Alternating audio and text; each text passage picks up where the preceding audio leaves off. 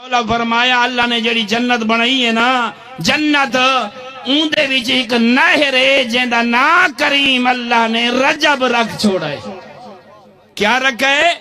सरदार लियाकत साहब ऊंदा ना रजब रखा से देख के फरमाए जेले अली वाला मातमी शबीर दा आजादार जदा जन्नत च दाखिल होसी ना, ओ जड़ी नहर उनका पानी अजीब है, बड़ा रौनक बख्श है। फरमाए जदा मोमिन उनके किनारे वंज खड़सी ना, वो आम पानी ना होसी, दूध को ज्यादा सफेद पानी ठाटा पिया मरेंदा होसी।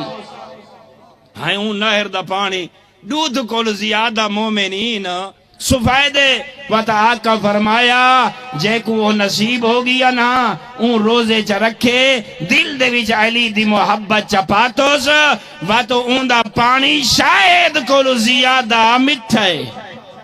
हाँ फरमाए ने ऊंदा शायद को ज्यादा पानी मिठा है।